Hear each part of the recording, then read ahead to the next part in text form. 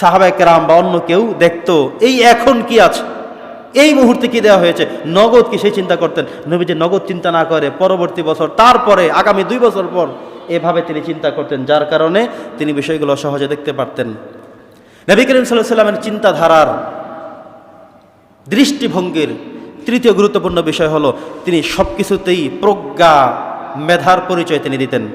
যত সমস্যা আসতো তিনি আগে তার মেধার কাছে, বিবেকের কাছে আগে তিনি একটু অবজারভেশন করে, চিন্তা করে, ফিকির করে, গবেষণা করে তারপরে অ্যান্সার করতেন। দেখবেন আমাদের কখন কি বলতে হয়, কখন কি করতে হয়, এটা নিয়ে জীবনে অনেক জায়গায় আমরা সরি বলতে হয় না? একজন রিক্সাওয়ালার সাথেও কখনো কখনো আমাদের উল্টা কথা বলার কারণে রিক্সাওয়ালার কাছে সরি বলতে হয়, দোকানদারের কাছেও আমাদেরকে সরি বলতে হয়, একজন রাজনৈতিক ব্যক্তির কাছে আমাদেরকে ক্ষমা চাইতে হয় কি না? এটা কেন? আপনি তাকে যেই কথাটা বলছেন, এই কথাটা বলার আগে যদি চিন্তা করে বলতেন, তাহলে রাইট কথা বলতেন, আপনাকে ক্ষমা চাইতে হইতো না। কিন্তু আপনি রং কথা বলে ফেলেছেন, তাড়াতাড়ি বলে ফেলেছেন, দ্রুত বলার চেষ্টা করেছেন, যার কারণে রিক্সাওয়ালার কাছে হোক, দোকানদারের কাছে হোক, ছোট কারো কাছে হোক, সন্তানের কাছে বাবা, স্ত্রীর কাছে স্বামী, ক্ষমা চাইতে হচ্ছে। কারণ তিনি চিন্তা করেননি, তিনি প্রজ্ঞার পরিচয় দেননি, তিনি জ্ঞানের পরিচয় দেননি, এমন কথা ঠুস করে বলে ফেলেছেন, যেটার কারণে তিনি বলতে হয়েছে I am very very sorry. কারণ তিনি যা বলেছেন খারাপ বলেছেন, তিনি যা করেছেন অন্যায় করেছেন। এই জন্য নবী করিম সাল্লাল্লাহু আলাইহি ওয়াসাল্লাম তার জীবনের প্রত্যেকটি পরতে পরতে তিনি প্রজ্ঞার পরিচয় দিতেন। সকল সমস্যার সমাধানগুলো তিনি চিন্তা ভাবনা করে তারপরে করতেন। এক একজন সাহাবী এক এক রকম সমস্যা নিয়ে আসতো, নবীজি সমাধানগুলো এক একজনেরটা এক এক রকম করে দিতেন। এক সাহাবী এসে বলেন, ইয়া রাসূলুল্লাহ, আপনি আমাকে একটু উপদেশ দেন। নবীজি বললেন, তুমি কখনো মিথ্যা কথা বলবা না। চলে গেল। সামনে অনেক সাহাবায়ে কেরাম বসা আছেন। আরেক লোক এসে বলল, ইয়া রাসূলুল্লাহ, আমাকে তাহলে একটা ওসিয়ত করেন। উনি বলছেন, আমাকেও মনে হয় বলবে মিথ্যা কথা বলতে না। কারণ উনি চিন্তা করছেন আমি তো এমনিতেই সত্য ছাড়া কখনো মিথ্যা বলি না। উনি চিন্তা করছেন আমারও ওইটাই বলবে, ব্যাস দ্যাটস এনাফ, আমি তো এমনি এটা করি। আসার পর নবীজি তার চেহারার দিকে তাকিয়ে বললেন, বাবা মার সাথে খারাপ আচরণ করো না। সে হতভম্ব হয়ে গেলেন যে আসলেই তো, আমি তো আমার বাবার সাথে খারাপ আচরণ করি, তাকে দেখতে পারি না। উনি কিভাবে বুঝলেন? আরেক সাহাবী এসে বলেন, ইয়া রাসূলুল্লাহ, আমি জান্নাতে যেতে চাই, এমন একটা আমলের কথা বলবেন যে আমল আমি করব এবং জান্নাতে চলে যাব। নবীজি বললেন, তার চেহারার দিকে তাকে, নামাজ তুমি ছেড়ে দিবে না, ঠিকমতো 5 ওয়াক্ত নামাজ পড়বে। তিনি আশ্চর্য হয়ে গেলেন, আমি তো নামাজই পড়ি না, আর তো অন্য সব ঠিক আছে। কিছু মানুষ দেখবেন দান সৎকার ঠিক আছে, কখনো মিথ্যা বলে না, সুদ ঘুষের ধারে পাশেও যায় না, শুধু একটাই রোগ, নামাজ পড়ে না, আর সব ঠিক আছে। এমন মানুষ আছে কিনা বলেন?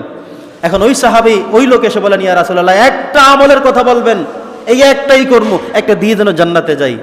উনি মনে করতেছিলেন ওদের দুজনকে যেভাবে বলা হয়েছে, মনে হয় আমাকেও এমন একটা প্রেসক্রিপশন করা হবে, হয় বাবা মার সাথে খারাপ করবো না, অথবা মিথ্যা বলবো না, এমন করে বলবেন। নবীজি বললেন, নামাজ ছেড়ে দিবে না, তুমি সরাসরি জান্নাতে চলে যেতে পারবে। সুবহানাল্লাহ। লোকটি এবার বলল, আল্লাহর কসম করে বলছি, আজকে থেকে আমি 5 ওয়াক্ত নামাজ আর ছেড়ে দেব না। এভাবে বলে যখন লোকটা রওনা করলো, নবীজি সাহাবীদের বললেন, আমার সাহাবীরা, তোমরা যদি দুনিয়াতে কোনো জান্নাতি মানুষ দেখতে চাও, এই লোকটার দিকে তাকাও। সুবহানাল্লাহ। কারণ তাকে আমি যেটা বলেছি আল্লাহর পক্ষ থেকে ওহী নিয়ে বলেছি, আর সে যেটা বলেছে যদি সে বাস্তবায়ন করতে পারে, তাহলে দুনিয়ায় থাকা অবস্থায় সে একজন জান্নাতি মানুষ। সুবহানাল্লাহ।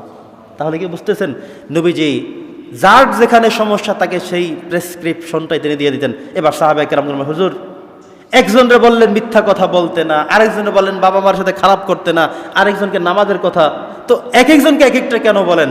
নবীজি বললেন যে আমি দূরদৃষ্টিকোণ থেকে দেখি, তোমরা সেটা দেখার সুযোগ তোমাদের নাই। আমি তার চেহারা দেখলে বুঝতে সক্ষম হই ওনার প্রবলেমটা কোথায়, সমস্যাটা কোথায়। মাঝে মধ্যে আমরা ডাক্তারের কাছে যে আমরা চাই যে আমি 10 মিনিট ধরে সমস্যার কথা বলবো, ডাক্তার 10 মিনিট শুনবেন, তারপরে আমাকে তিনি ঔষধ লিখে দেবেন, এটা থাকে আমাদের চিন্তা। ডাক্তারের কাছে যখন আমরা বলা শুরু করি, উনি 1 মিনিটের মাথায়, 30 সেকেন্ডের মাথায় সব বুঝে যান যে ওনার মূল সমস্যা হলো গ্যাস্ট্রিকে। এখন উনি বলেন কখনো পেটে কামড়ায়, কখনো তৈলাক্ত খাইলে সমস্যা হয়, মিষ্টি খাইলে ঝামেলা হয়, ওইটা খাইলে হয় না, কখনো এখানে কামড়ায় ওখানে কামড়ায়।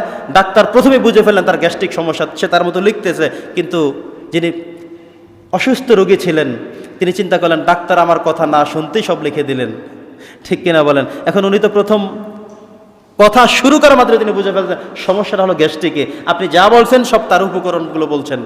তো নবী করিম সাল্লাল্লাহু আলাইহি ওয়াসাল্লাম বললেন, আমি একজন মানুষকে অনেক দূর থেকে অবজারভেশন করে মেপে তারপরে তাকে প্রেসক্রিপশন করে থাকি। যখন সাহাবায়ে কেরামদের কেউ আমার কাছে কোনো পরামর্শ চান, আমি তার চেহারার দিকে তাকিয়ে বুঝতে সক্ষম হই তার সমস্যাটা কোথায়, আমি তাকে সেটাই বলার চেষ্টা করি। পড়েন সুবহানাল্লাহ।